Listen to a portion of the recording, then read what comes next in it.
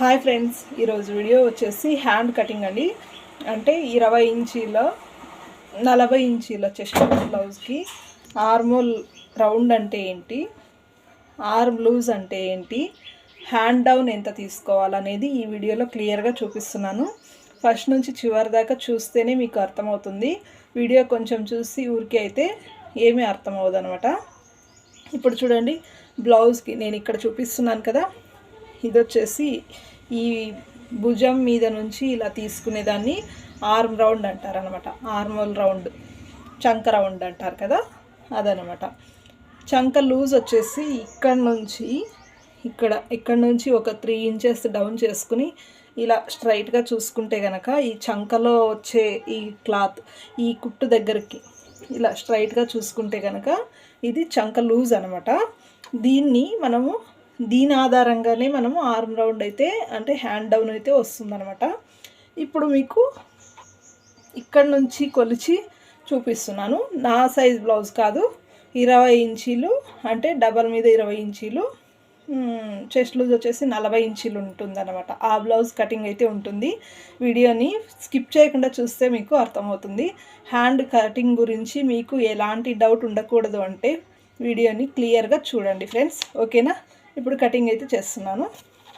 Video చూసారంటే మీకు ఆ డౌట్ అంతా క్లియర్ అయిపోతుంది. ఇప్పుడు ఇది ఫోల్డింగ్కి, ఇలా ఫోల్డింగ్ కోసము ఇది ఫోల్డింగ్ అనమాట. ఇప్పుడు బ్లౌజ్కి హ్యాండ్ పొడవు ఎంత ఉందో చూద్దాం.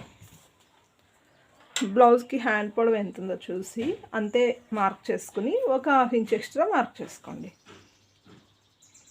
బ్లౌజ్ హ్యాండ్ పొడవు ఇది. తర్వాత ఇది ఎంత ఉందో చూద్దాం. చూడండి, 10.5 ఇంచులు ఉంది. 10.5 ఇంచులు ఉంది, ఒక 1/2 ఇంచు ఎక్స్ట్రా ఇలా ఖర్చుకి. అదే 11 ఇంచులు యువతల కూడా మార్క్ చేసుకోండి. ఈ గీతని ఇలా కలుపుకోండి, మనకు డిఫరెంట్ తెలియాలి కదా, అందుకని.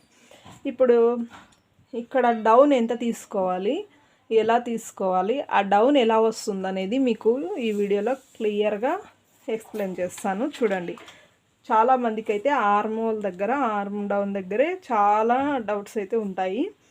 ఇప్పుడు ఈ బ్లౌజ్ ఉంది కదా, ఈ బ్లౌజ్ చంక లూజ్ తీసుకోండి. చంక లూజ్ అంటే ఆర్మ్ లూజ్ ఇక్కడ వస్తుంది.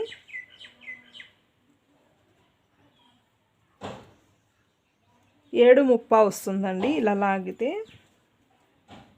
7.30 వస్తుంది. 7.30 వద్దు అంటే తగ్గించాలి 2 పాయింట్లు. మొత్తం మనం ఏమనుకున్నామో మొత్తం 2 పాయింట్లు తగ్గించాలన్నమాట. బ్లౌజ్ అంతా కలిపితే 1 ఇంచ్ తగ్గుతుంది. ఇప్పుడు ఒక 3 ఇంచులు డౌన్ దగ్గర మనం అందాజుగా ఒక 3.5 ఇంచులు, ఇది పొడవు హ్యాండ్ కదా, ఇంత దూరం ఇక్కడ స్ట్రైట్గా 7.5 ఇంచులు మార్క్ చేసుకోండి. అంటే ఈ డిస్టెన్స్ దగ్గర మనం ఇలా స్ట్రైట్గా 7.5 మార్క్ చేసుకున్న తర్వాత ఇప్పుడు వచ్చేసి ఆర్మ్ రౌండ్ మనకు 8.5 ఉంది కదా, ఈ 8.5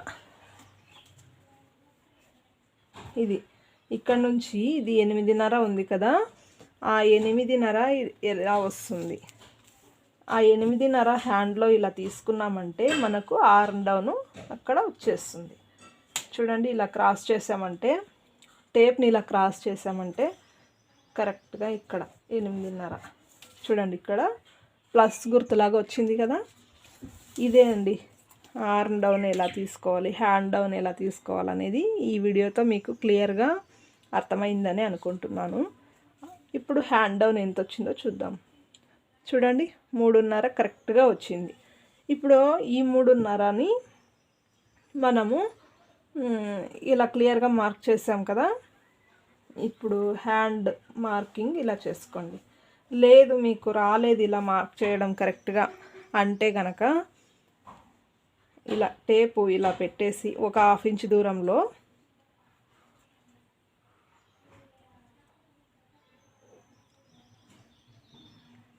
ఒక 1/2 ఇంచ్ దూరం, ఇంత దూరం నుంచి మనము టేప్ని ఇలా క్రాస్గా పెట్టేసి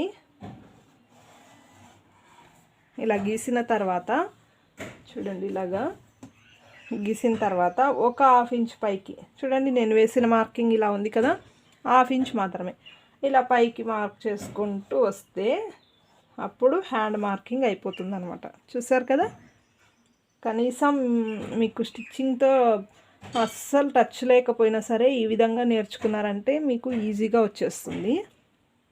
ఇప్పుడు ఇలా మార్కింగ్ అయిపోయింది కదా, ఇది హ్యాండ్ మార్కింగ్ అనమాట.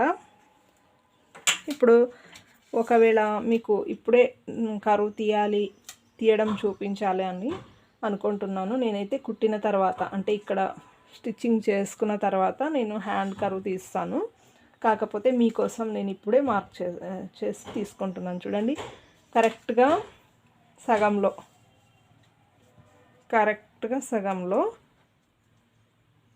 టేప్ని లాగా చూడండి, ఇక్కడ షేప్ రావాలన్నమాట.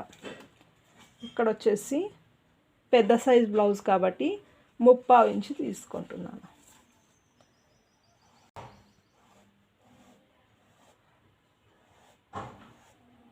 మీరు ఈ ఒక్క గీత గీసుకున్నారంటే మీకు హ్యాండ్ బ్యాక్ సైడ్ వస్తుంది, ఫ్రంట్ సైడ్ వస్తుంది అనమాట నీట్గా.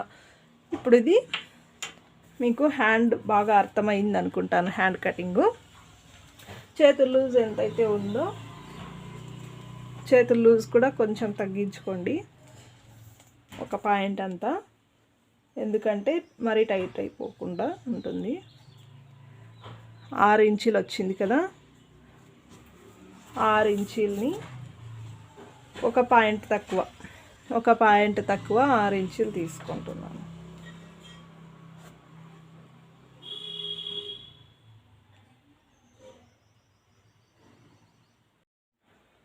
తర్వాత వచ్చేసి ఒక 2 ఇంచీలు ఇక్కడ మార్క్ చేసుకోవాలి.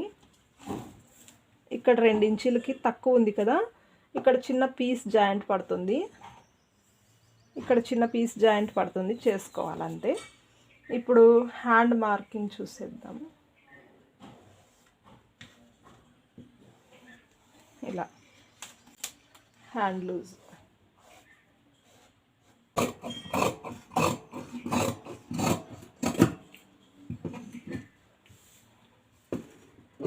ఇక్కడ ఖర్చు పెట్టుకోండి సెంటర్. ఇప్పుడు ఇక్కడ ఒక ఖర్చు పెట్టుకోవాలి, ఇక్కడ ఫోల్డింగ్కి ఖర్చు, ఇక్కడ ఫస్ట్ దీన్ని కట్ చేద్దాం. ఇక్కడ ఫోల్డింగ్కి ఖర్చు, తర్వాత వచ్చేసి కరువు తీయాలి కదా, మనం అప్పుడే గీసి పెట్టుకున్నాం కదా,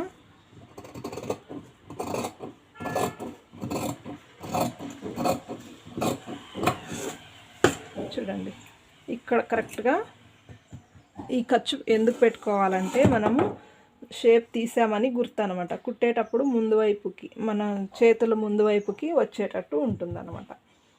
ఇప్పుడు ఇది హ్యాండ్ కటింగ్ అయిపోయింది.